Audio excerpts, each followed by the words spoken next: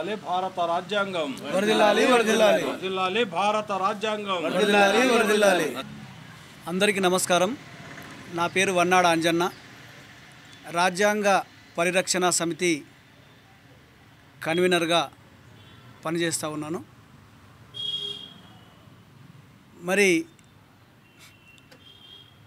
ఈరోజు కేంద్ర ప్రభుత్వం ప్రజల కొరకు ప్రజల చేత ఎన్నుకోబడ్డ కేంద్ర ప్రభుత్వం ఈరోజు ప్రజల కోసం పనిచేయడం లేదు, కేవలం పెట్టుబడిదారుల కోసం పనిచేస్తూ ఉన్నది. ఎందుకంటే పెట్టుబడిదారులు వాళ్ళ అవసరాలు తీర్చే యంత్రంగా మారింది ఈరోజు కేంద్ర ప్రభుత్వం. మరి ప్రజాస్వామ్యము కూని అయిపోయింది, ప్రజాస్వామ్యం విలువలు లేకుండా అయినాయి. ఈరోజు ఏకంగా రాజ్యాంగాన్నే మార్చేస్తామని, రాజ్యాంగాన్ని మరి లేకుంటే ఏమవుతుందని చెప్పి ఈరోజు చాలామంది కేంద్ర ప్రభుత్వంలో ఉన్నటువంటి మరి ఎంపీలు మాట్లాడుతూ ఉన్నారు. జ్యోతి మిర్జా కానీ, మరి అనంతకుమార్ హెగ్డే కానీ, మరి వివేక్ ఒబెరాయ్ కానీ, తర్వాత రంజన్ గొగోయ్ కానీ, మరి ఈరోజు మరి నూతనంగా ఈరోజు ప్రెస్గా చూస్తూ ఉన్నాం. మరి గజేంద్ర సింగ్ షెకావత్ గారు కూడా రాజ్యాంగాన్ని మార్చవలసిందే, రాజ్యాంగాన్ని మారిస్తే తప్పేంది అని మాట్లాడుతూ ఉన్నారు. మరి భగవద్గీత కంటే రాజ్యాంగం మరి ఎక్కువేం కాదు అంటూ ఉన్నారు. భగవద్గీతలో శ్లోకాలు ఉన్నాయి, రాజ్యాంగంలో శ్లోకాలు ఉన్నాయా అని మాట్లాడుతూ ఉన్నారు.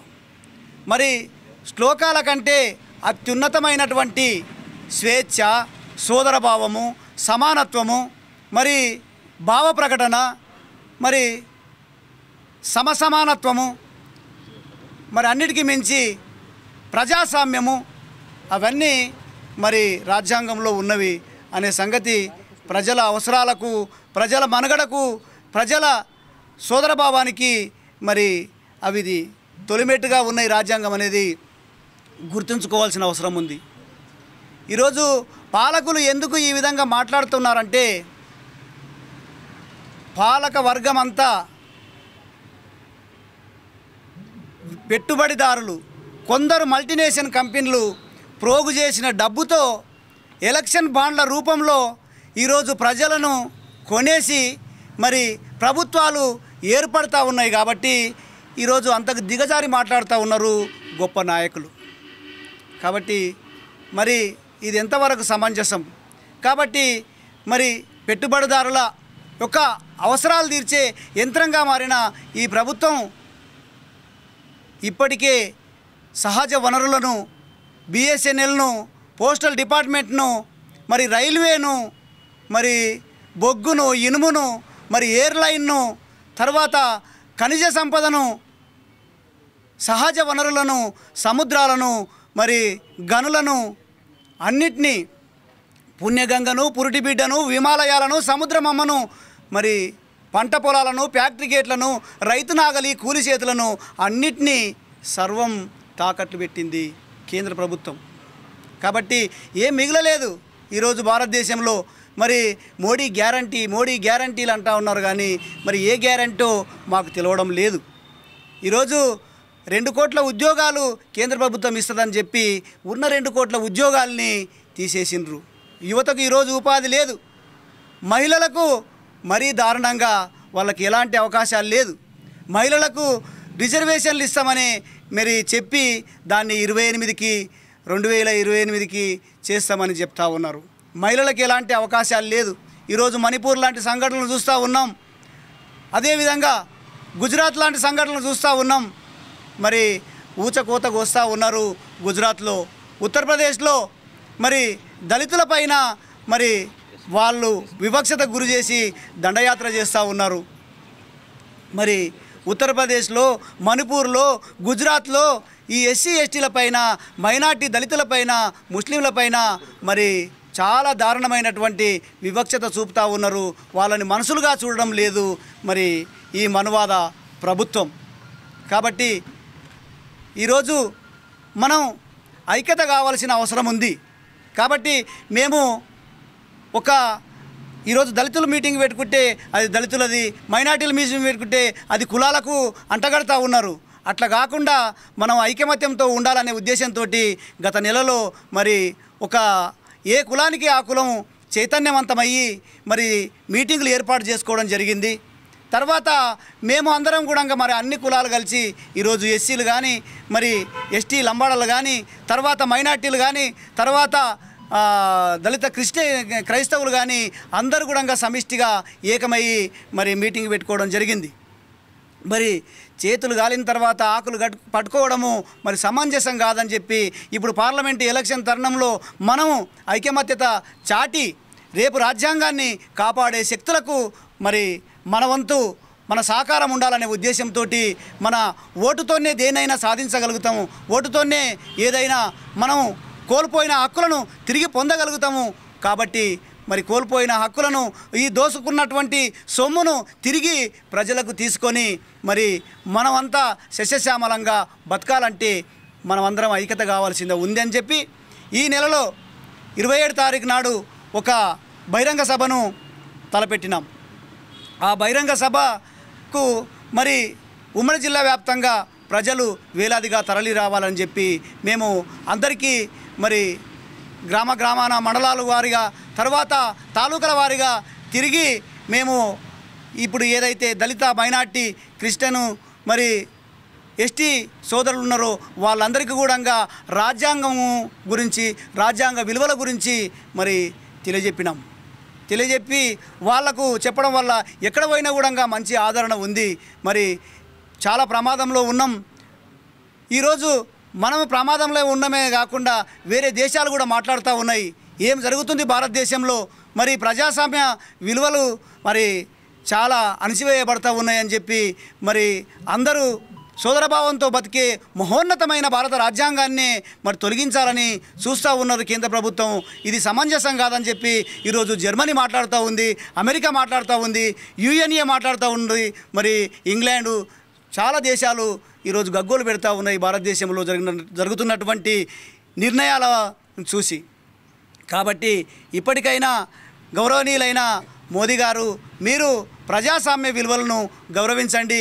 కేవలము మరి నీ ఎంబడి ఉన్నటువంటి ఒక మనువాద సంస్కృతిని, మనువాద రాజ్యాంగాన్ని మళ్ళీ తెచ్చిపెడితే సార్ మరి మా బతుకులు మరి ఆ మధ్యయుగాల కాలం నాటి బానిస బతుకులు, నిచ్చెనమెట్ల వ్యవస్థ మరి రావడం జరుగుతుంది. మరి ఏదైతే బ్రాహ్మణ, క్షత్రియ, వైశ్య, శూద్ర, అతిశూద్రలుగా ఏర్పడేటువంటి భారతీయ బ్రాహ్మణీయ మనువాద వ్యవస్థ ఏర్పడుతుంది.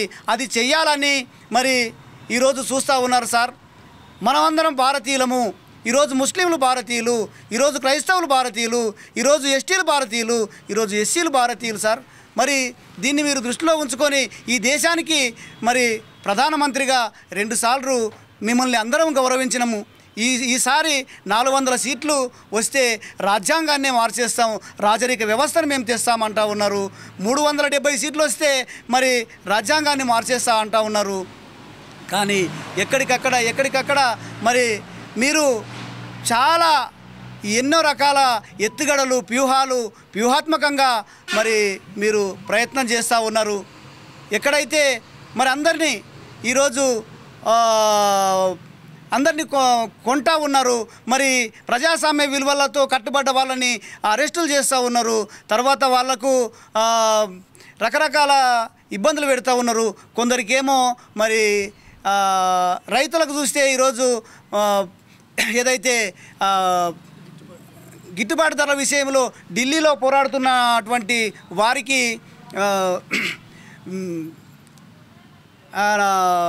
ఎవరైతే రైతుల కోసము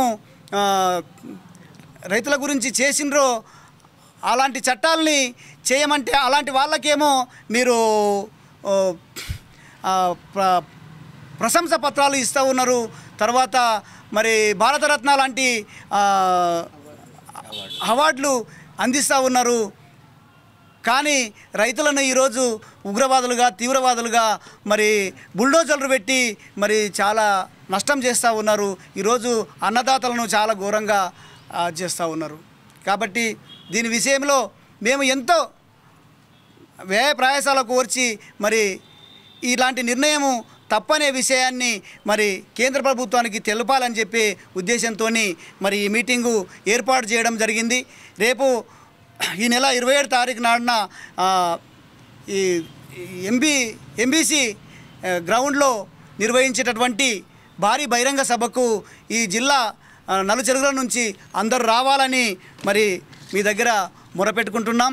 ఆ సభకు మరి పెద్దలు జయేంద్ర యాదవ్ కానీ యోగేంద్ర యాదవ్ గారు, తర్వాత ప్రొఫెసర్ కోదండరామ్ గారు, తర్వాత ప్రొఫెసర్ చింతకింది కాసిం గారు, అదేవిధంగా ప్రొఫెసర్ హరగోపాల్ గారు, మరి అదేవిధంగా ఎస్టీల నాయకుడు దాసరామ్ నాయక్ గారు, మరి అదేవిధంగా డాక్టర్ ఐపి ఆశీర్వాదం క్రైస్తవ పెద్దలు, మరి బీసన్ డాక్టర్ విల్సన్ సింగం గారు, హమేర్ అలీ ఖాన్ గారు ముస్లిము పెద్దలు, మరి అదేవిధంగా హఫీజ్ ఫీర్ ఖలీగ్ అహ్మద్ గారు, మరి సాబ్రీ సాహెబ్ గారు, హల్లామా హఫీజ్ మొహమ్మద్, వీళ్ళందరూ కూడా చాలామంది, మరి కాచం సత్యనారాయణ గారు, వీళ్ళందరూ కూడా అన్ని వర్గాల వాళ్ళు. భారతదేశంలో రాజ్యాంగం అంటే ఎస్సీలు, ఎస్టీలు, బీసీలు, మైనార్టీలు ప్రతి ఒక్కరికి కూడా అవసరం. కాబట్టి సబ్బండ వర్గాల సమ్మేళనాన్ని మేము అన్ని వర్గాలతో చేస్తూ ఉన్నాం. భారత రాజ్యాంగాన్ని రక్షించుకుందాం, ఈ దేశాన్ని కాపాడుకుందాం, మరి సోదరభావంతో ఉందాం, మరి సమైక్యతతో ఉందాం, సమాజంగా నిర్మించుకుందాం. మనమందరము భారతదేశం అంటేనే మరి భిన్నత్వంలో ఏకత్వం అన్నట్టుగా మనమందరం సోదరులమే. కాబట్టి ఈ సభ నుంచి మంచి సందేశాన్ని మనమందరం ఐక్యతతో చాటాలనే ఉద్దేశంతో సభను విజయవంతం చేయవలసిందిగా జిల్లాలోని అన్ని గ్రామాల నుంచి మరి తరలి రావాల్సిందిగా ప్రజలకు విజ్ఞప్తి చేస్తున్నాను. నా పేరు కాశ్యపోగు ప్రసాద్, రాజ్యాంగ పరిరక్షణ సమితిలో కో కన్వీనర్గా నేను పనిచేస్తున్నాను. అయితే ఈరోజు భారతదేశంలో ఉన్నటువంటి బీజేపీ పార్టీ, వారికి అనుబంధంగా ఉన్నటువంటి వారి పార్టీ వారు అంటే ఎంపీ స్థాయిలో, ముఖ్యమంత్రి స్థాయిలో ఉన్నవారు రాజ్యాంగాన్ని మారుస్తాం, మాకు అత్యధికమైన సీట్లు ఇవ్వండి ప్రజలు వాళ్ళు కోరుతున్నారు. అయితే ఆ ప్రజల్లో ఉన్నటువంటి 100కి 90%